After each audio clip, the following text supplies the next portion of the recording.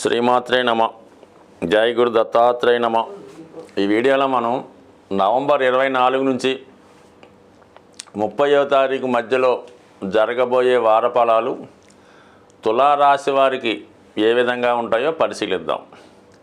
తులారాశి వారికి ఈ వార ప్రారంభంలో ఆదివారం రోజు చంద్రుడు లాభస్థానంలో ఉండగా ఈ వారం ప్రారంభమైంది.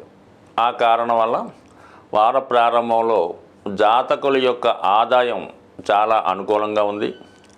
ఎవరైతే కళారంగం, సినిమా, టీవీ, మీడియా రంగంలో ఉన్న వాళ్ళకి ఆర్థిక పరంగా కొత్త అవకాశాలు రావడం, వాళ్ళ టాలెంట్కి తగిన గుర్తింపు రావడం కూడా జరుగుతుంది. అలాగే ఇదే వారం 27, 28 తారీఖుల్లో మరి ఈ తులారాశి వారు వృత్తిరీత్యా ఎక్కువ ప్రయాణాలు చేయవలసి ఉంటుంది. అది బంధుమిత్రులతో కానీ, ఒక యూనిట్గా కానీ, ఏదైనా ఒక పుణ్యక్షేత్రానికి కానీ, వివాహ వేడుకలో కానీ పాల్గొనే అవకాశం ఉంటుంది ఈ నెల 27, 28 తారీఖుల్లో. అలాగే జాతకుడు తను ఎక్కువగా ఆర్థిక పరంగా ఎక్కువ ధన వ్యయం కూడా ఈ వారం ప్రారంభం నుంచి మధ్య వరకు జరిగే అవకాశం ఉంది. అది జాతకుడు సంతోషపూర్వకంగానే అందరికీ తనే ఖర్చు పెట్టుకొని చక్కగా అందరికీ సాటిస్ఫైడ్గా సంతృప్తి పడే విధంగా ఉండడం జరుగుతుంది. ఇక ధనస్థానంలోనే ఏర్పడినటువంటి బుధాదిత్య యోగం ఈ వారం కూడా ఇంకా కంటిన్యూ అవ్వడం జరుగుతూ ఉంటుంది. అంటే భాగ్యాధిపతి ధనస్థానం, లాభాధిపతి ధనస్థానం రెండూ కలిసి జాతకుడికి ఒక అదృష్ట యోగాన్ని ఇవ్వడం జరిగింది. ఇది విద్యార్థులకైతే బుధాదిత్య యోగంగా వాళ్ళలో ఉన్నటువంటి నైపుణ్యానికి తగిన గుర్తింపు రావడం జరుగుతుంది. అదే పెద్దవారికి అయితే వాళ్ళలో ఉన్నటువంటి టాలెంట్కి తగిన గుర్తింపు రావడం జరుగుతుంది. ఓవరాల్గా అందరికీ ఇది ఆర్థిక పరంగా ప్రభుత్వ ప్రోత్సాహం కానీ, ప్రభుత్వ పథకాలు మీకు అనుకూలంగా రావడం కానీ, అలాగే రవి తండ్రి, గురువు, యజమాని కారకుడు కాబట్టి వాళ్ళ ద్వారా మీ కుటుంబంలో కావాల్సినటువంటి అవసరాలకు కానీ, కుటుంబంలో జరుగుతున్నటువంటి ఏదైనా ఫంక్షన్కి కానీ వాళ్ళు పాల్గొనడం, వారు సహాయం చేయడం జరుగుతుంది.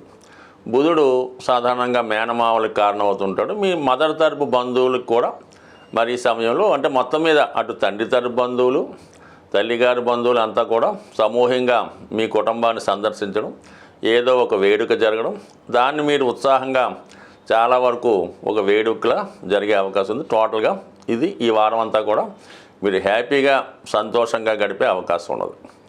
అయితే అనూహ్యంగా మీలో ఉన్నటువంటి టాలెంట్కి ఒక కొత్త అవకాశాలు రావడం వల్ల, అలాగే వృత్తిలో మీరు తీసుకున్నటువంటి రెమ్యునేషను అనూహ్యంగా పెరిగే అవకాశం ఉంది. అలాగే శుక్రుడు రాష్ట్రాధిపతిగా, అష్టమాధిపతిగా 3వ స్థానంలో ఉంటూ తృతీయ అష్టమాధిపతుల మధ్య ఏర్పడిన పరివర్తన అనూహ్యంగా వృత్తిలో ఒక మార్పు రావడం, అలాగే మీ యొక్క టాలెంట్కి మంచి గుర్తింపు రావడం, ఒకేసారి మీరు వెలుగులోకి, లైమ్ లైట్లోకి రావడం వల్ల మీ కొరకు ఎక్కువగా ప్రచారం లాంటిది జరుగుతూ ఉంటుంది. బట్ ఏదైనా మొత్తం మీద మంచి గుర్తింపు ఈ రాశి వారికి ఈ వాళ్ళ రంగాలను బట్టి ఎక్కువగా వీళ్ళు సినిమా, టీవీ రంగంలో ఉంటారు, ఫైనాన్స్ రంగంలో ఉంటారు. ఎవరికైనా మాత్రం ఒక మంచి గుడ్ విల్, మంచి నేము ఈ సమయంలో రావడం 100% జరిగే అవకాశం ఉన్నది. ముఖ్యంగా ఏంటంటే ఈ రాశిలో ఎవరైతే ఉద్యోగస్తులు ఉంటారో వాళ్ళకి కుజుడు దశమ స్థానంలో దిగ్బలుడై ఉన్నాడు, ధన సప్తమాధిపతిగా. అందువల్ల జాతకుడు చాలా స్ట్రిక్ట్గా వ్యవహరిస్తాడు. ఎవరు ఎంత ఒత్తిడి చేసినా తను నిజాయితీగా తన పనిలో ముందుకు వెళ్ళడం జరుగుతూ ఉంటుంది. అలాగే ఇదే రాశిలో ఎవరైతే కన్స్ట్రక్షన్ రంగంలో కానీ, రియల్ ఎస్టేట్ రంగంలో కానీ, ఆటోమొబైల్ రంగంలో ఉన్నారో వాళ్ళకి కూడా అనూహ్యంగా మంచి గుర్తింపు రావడం, మీ యొక్క కష్టానికి తగినటువంటి ప్రతిఫలం లాంటిది రావడం జరుగుతూ ఉంటుంది. బట్ ఏదైనా మరి ఈ రియల్ ఎస్టేట్ సంబంధించిన రంగంలో ఉన్నవారికి మరి ప్రస్తుతం కుజుడు నీచ స్థాయిలో ఉండడం వల్ల పెద్దగా వాడి యొక్క విలువ పెరగకపోవడం వల్ల చాలా వరకు మీరు కొన్నదానికన్నాలను మీరు ఇన్వెస్ట్మెంట్ చేసిన దానికన్నా తక్కువ ధరకు అడిగే అవకాశాలు ఉంటాయి. కాబట్టి కొంతకాలం పాటు మీరు వెయిట్ చేయడమే మంచిది. మళ్ళా గురువు తన రాశి మారిన తర్వాత ఆటోమేటిక్గా ఈ స్థిరాస్తి వ్యాపారం పుంజుకుంటుంది. తద్వారా మీకు కూడా అంటే కుజుడు లాభస్థానంలోకి వచ్చిన తర్వాత ఆటోమేటిక్గా మీరు గతంలో పెట్టిన పెట్టుబడి కన్నా ఒక 4-5 రెట్లు ఎక్కువ ఫలితం పొందే విధంగా అవకాశం ఉంటుంది. బట్ ఇది అవకాశాన్ని బట్టి వారు చేసిన ఇన్వెస్ట్మెంట్ మాత్రమే ఉంటుంది. బట్ దీన్ని కేవలంగా ఒక సూచికగా మాత్రమే తీసుకోవాలని సూచిస్తూ, సాధారణంగా ప్రతి రాశి వారు కూడా ఏదో ఒక అదృష్ట వస్తువో అదృష్ట రత్నమో ధరించడానికి ప్రయత్నం చేస్తుంటారు. దాన్ని అవకాశంగా తీసుకొని అటువంటి వాటిని క్యాష్ చేసుకునేవారు కూడా చాలామంది ఉండడం జరుగుతూ ఉంటుంది. కానీ ఏమాత్రం ఖర్చు లేకుండా సులభంగా మీకు సంపదనిచ్చే కొన్ని విలువైనటువంటి వస్తువులు మీకు చెప్పడం జరుగుతుంది. అందులో ఒకటి ముఖ్యంగా మనకి లక్ష్మీప్రదమైనవి, అదృష్టాన్ని కలిగించేవి గోమతి చక్రాలు. ఈ గోమతి చక్రాలు మీరు ఒక 11 సేకరించి మీ యొక్క క్యాష్ బాక్స్లో పెట్టుకోండి. లేదంటే మీరు పర్సులో ఒక గోమతి చక్రం పెట్టుకోండి. లేదా విద్యార్థులు పరీక్ష రాయడానికి వెళ్ళినప్పుడు, ఇంటర్వ్యూకి వెళ్ళినప్పుడు ఒక గోమతి చక్రాన్ని లాకెట్ రూపంలో ధరించినా పర్లేదు, ఉంగరం రూపంలో పెట్టుకున్నా పర్లేదు, అది లాకెట్గా వేసుకున్నా మరి మీకు అదృష్ట యోగాన్ని ఇస్తుంది. అంటే ఇది సముద్రంలో దొరుకుతుందన్నమాట.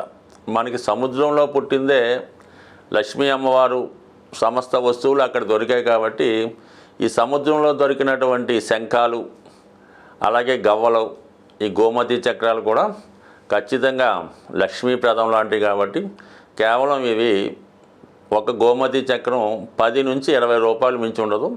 ఇది ఖచ్చితంగా ప్రతిఫలాన్ని ఇచ్చే రెమెడీ. లేదు మీ పూజా మందిరంలో అయినా ఒక గోమతి 5 చక్రాలు పెట్టుకొని చాలు. దాని తర్వాత అంత అదృష్టాన్ని ఇచ్చేవి చిన్నపాటి లక్ష్మీ గవ్వలు, దాని పేరే లక్ష్మీ గవ్వలు, చాలా తెలుపు రంగులో ఉండడం జరుగుతూ ఉంటుంది. ఇవైనా సేమ్ గోమతి చక్రాలా పనిచేస్తాయి. కనీసం అవి 11 కానీ 5 కానీ మీ క్యాష్ బాక్స్లో కానీ, అలాగే మీ యొక్క వాహనంలో కానీ, అలాగే మీరు మీ యొక్క బట్టలు దాచుకునే బీరువాలు ఎక్కడ పెట్టుకున్నా అవి మీకు లక్ష్మీప్రదంగా పనిచేస్తూ ఉంటాయి. అలాగే చాలామంది ధనం ఎక్కువగా ఖర్చు అవుతుంది, ఏమవుతుందో అర్థం అవ్వట్లేదు. అంటే అది ఏదో వాడికి బ్యాడ్ హ్యాబిట్ ఉంటుంటుంది, వాడు ఏదో వ్యసనం ఉంటుంది, ఎవరికో ఇన్వెస్ట్ చేస్తుంటాడు, వాళ్ళకి వీళ్ళకి గిఫ్ట్లు ఇస్తుంటాడు. అటువంటి వాళ్ళకి శుక్రుడు యొక్క ప్రభావం వల్ల ఈ విధంగా వాళ్ళు చేస్తూ ఉంటారు అనమాట. వాళ్ళకి ఏంటంటే స్ఫటికమాల అని దొరుకుతూ ఉండదు. కనీసం 500 మంచి ఒరిజినల్ దొరుకుతుంది. చిన్నపాటి పూసలు, అవి చాలా చల్లదనాన్ని ఇస్తాయన్నమాట. ఆ స్ఫటికమాల ధరించడం వల్ల ముఖ్యంగా స్త్రీ వ్యసనం నుంచి బయటపడతారు, బలహీనతల నుంచి బయటపడటం. ఎవరికైతే స్త్రీ వ్యసనం ఉంటుందో వాళ్ళు ఖచ్చితంగా ఆర్థిక పరంగా చాలా నష్టపోవడం జరుగుతుంటుంది. దాని నుంచి బయటపడే విధంగా ఈ స్ఫటికమాల ఉపయోగపడుతుంటుంది. ఇది కూడా చాలా తక్కువ విలువతో కూడుకున్నది కాబట్టి అది కూడా ధరించవచ్చు. అలాగే ప్రస్తుతం కంపల్సరిగా ఫలితాన్ని ఇస్తున్నటువంటి మాల కరుంగలి మాల. ఇది ప్రస్తుతం తమిళనాడు అంతటా పెద్ద వాళ్ళు వాడుతున్నారు. ఇప్పుడిప్పుడే మనకి ఆంధ్రప్రదేశ్లో కూడా విరివిగా ఈ కరుంగలి మాల దొరకడం జరుగుతుంది. సో ఈ మాల యొక్క ఖరీదు అంటే అది చెట్టు యొక్క దాని మొదల నుంచి తయారు చేస్తూ ఉంటారు. ఇది 300 రూపాయల నుంచి సుమారుగా 1500, 3000 వరకు కూడా, అంటే బాగా క్వాలిటీగా ఉన్నటువంటిది ఏంటంటే 1500, 2000కి దొరుకుతుంది. కొంత లేతగా ఉన్నటువంటి చెట్టు నుంచి తీసింది 500కి, 300కి దొరుకుతూ ఉంటుంది. బట్ ఏది ధరించినా ఈ కరుంగలి మాల ధరించడం వల్ల జాతకుడికి తనలో ఉన్నటువంటి దిష్టి దోషం తొలుగుతుంది. అలాగే సుబ్రహ్మణ్య స్వామి సంబంధించింది కాబట్టి వివాహ సమస్యలు, రుణ బాధలు తొలుగుతాయి. అయితే ముఖ్యంగా ధైర్యం కాలడం జరుగుతుంది. ప్రతి వాడికి అప్పు ఉంటుంది, అది తీర్చగలిగే ధైర్యం ఉన్నవాడు నిలబడుతూ ఉంటాడు, లేనివాడు ఏదో ఇబ్బంది పడుతుంటాడు. కాబట్టి సాధ్యం వరకు ఇది సాధారణంగా ఎటువంటి నియమాలు లేవు. 99% ఈ ప్రస్తుతం మార్కెట్లో ఫలితాన్ని ఇచ్చే మాల ఈ కరుంగలి మాల కూడా ధరించవచ్చు. అయితే సాధ్యమైనంత వరకు రత్నాల జోలికి వెళ్లకుండా ఉంటేనే మంచిది. సాధ్యమైనంత వరకు ఇప్పుడు మార్కెట్లో 99.9% డూప్లికేట్ రత్నాలే దొరుకుతాయి. అవి ఇప్పుడు మనకి బీర్ బాటిల్ ఉంటాయి కదా, అవి కలర్ బీర్ బాటిల్ని పగలగొట్టి వాటి యొక్క గాజుతో వాటిని పాలిష్ చేసి స్టోన్స్గా అమ్మడం జరుగుతుంది. మనకి చార్మినార్ ప్రాంతంలో ఇటువంటి స్టోన్స్ 100కి 3 దొరుకుతూ ఉంటాయి. అటువంటి భ్రమలో పడకుండా 90% జాతి రత్నాలు, జాతి రాళ్ళు, రంగురాళ్ళు పక్కన పెట్టి ఈ సింపుల్గా ఇప్పుడు చెప్పినటువంటి ఈ మరి తాంత్రిక వస్తువులు అనొచ్చు, లేదంటే విలువైనటువంటి వస్తువులు పెట్టుకోవడం వల్ల ఇవి చాలా ఆచారంగా పూర్వకాలం నుంచి వస్తుంది.